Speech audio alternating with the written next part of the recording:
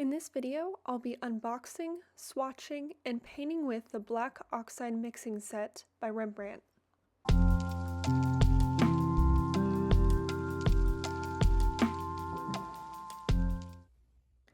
So in case you're not familiar with Black Oxide watercolor, I wanted to talk a little bit about granulation and why you might want to choose a set like this over a standard set.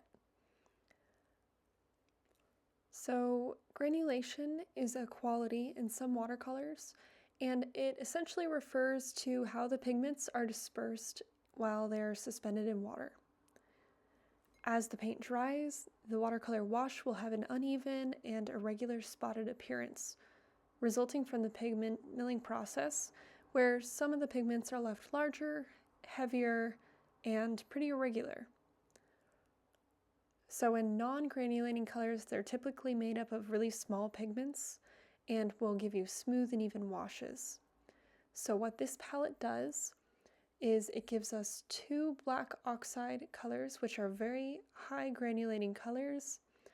And when we mix those with the other colors in the set, which are all transparent non-granulating colors, we're going to get some really beautiful granulation effects. Alright, so as you can see, I have pulled the palette outside of the box, and it's going to be your standard aluminum palette. There's some deep mixing wells up top in the lid, and then we also have a couple areas down below on the mixing tray. As you can see, all of the half pans are fully wrapped. Rembrandt is a professional quality paint. Also included is a folding pocket brush. The center part of the palette lifts out if you ever need to clean it or you want to quickly exchange palettes that you have. Those little aluminum tabs on the side fold down. Those prevent your pans from sliding out on the sides and also will help keep it in place while inside your palette. To remove the pans, you just need to lift up the metal tabs above and below. There's quite a bit of information on each wrapped pan. You can see the light fastness rating on the upper left, the skew number on the upper right. As you flip over the pan, you will also see that information on the back, as well as the pigment number. And if you flip over to the side here, you'll see the name of each color in a couple different languages. So we're going to go ahead and unwrap that pan now. And you can tell that these are professional quality just from how full and smooth the filling is. On the side here, we have a reference to the skew. So if you ever run out of that color, you'll be able to pop the pan out and know exactly what one to order.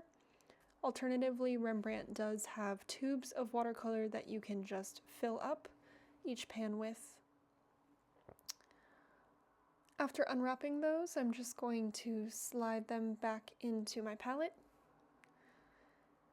And again, we have 10 different colors along with 2 pans of black oxide. Here's a look at that folding brush. It is a pure red sable brush. It's a size 4 round, and you just pull that little top knob off here and you can push it inside the hollow handle. It comes to a really nice point, and I will do the swatch chart with it. However, I don't necessarily like to paint with these, as normally I find the top falls off. I'm just going to use some 140-pound watercolor paper to create my swatch chart and add a little bit of water to get my palette nice and wet. So because of the nature of this palette, what it's going to do is give us 8 really transparent non-granulating colors, and then it will give us the 2 pans of black oxide that are the same color. So in the top part of the swatch sheet, I'm going to do a little swatch of the pure color with no black mixed in. Beneath that, I will be mixing in that black oxide to show you what kind of effects that black oxide will have on the color. Not only will it tone down our original color so it's less vibrant, but it will also give it that granulating quality. There are a lot of people in the art world that say to not use black paint in your illustrations. However, I think that you should use whatever works best for you. You do not have to have this set to do this technique at home. All you need is a tube of black oxide watercolor, and you can mix it with colors you already have. If you look at the large double swatch of the black oxide, you can see a really clear granulation happening. Also, as you look at the larger swatches of color, of each color, you can see all those tiny black dots within the color. That's our black oxide combined with the transparent color. I typically do not use granulating colors in my art, and I normally don't tone down my colors either. I normally paint very saturated, so this will be a very new experience for me to work with these colors in this selection. Now I'm just using a micron to label each of my colors. I like to write down the number of each color and also a little box next to it indicating how transparent or opaque the color is. Next, I like to make a mini swatch for inside my palette. That way, if I'm ever out and about and I have my small palette with me, I'll be able to immediately know what colors I'm working with, whereas I'll leave my larger swatch sheet in my studio. This one I'm essentially going to use the same idea. One swatch of each color and then right next to it what the black oxide looks like next to the original color. I like to laminate my mini swatch sheet as it's going to live inside my palette, and so then that way if any water gets on it, it won't be destroyed.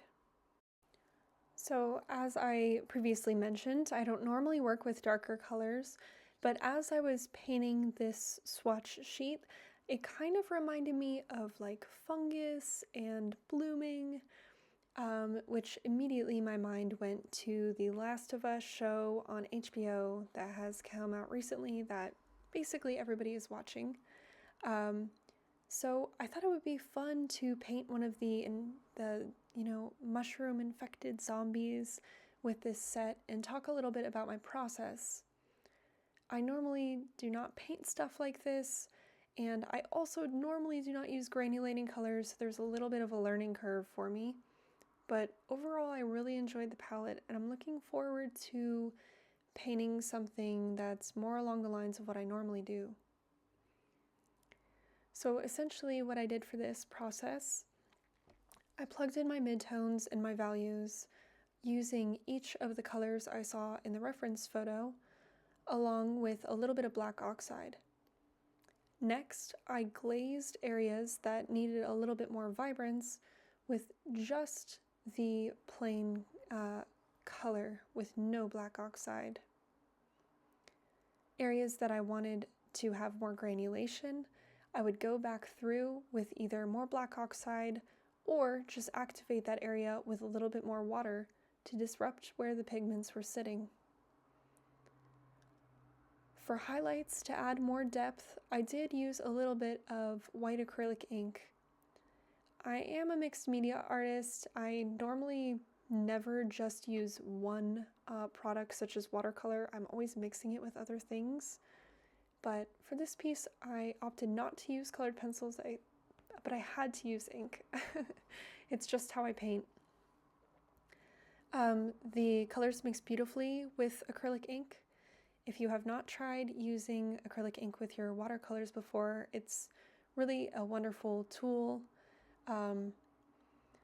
It will just make your colors more opaque, and of course it'll, tone them down a little bit because of the white pigment, but it's wonderful for layering. I found myself going back through with each of the colors and building them up quite a bit, especially with the black. The black is really dark and beautiful, and I love the granulating effects, especially to the right of the neck. You can see some really beautiful blooms happening. It was a little bit less predictable to work with, of course, than your standard watercolor, which I was not used to, but it was a really fun, unique way to paint. This palette has some fun colors in it as well. I really enjoy the double phthalo colors that are in it, especially this really lime green, the azo green yellow, maybe my favorite color in the palette. It's kind of a sickly chartreuse color, a little bit more, I don't know, golden than your typical leaf green. And because those colors were so transparent, I was able to really build up my piece and go back in and just keep adding more and more. And if you're curious, I am using a Kolinsky brush by Princeton in this, and this is just in my art journal, which is 140 pound by Rembrandt in the A4 size. Overall, I really enjoy this palette, and I'm excited to paint with it more. The colors are unique, and the black oxide gives it a little bit of something different that I'm not used to. So, like I said earlier, if you're interested in trying out granulating colors, you can always just pick up a tube of oxide black and mix it with transparent colors that you already have at home. You'll have to let me know down in the comments if you enjoyed this creepy zombie painting, or if you would like to see something a little bit different. Thanks so much for watching my video, and I hope you have a wonderful week.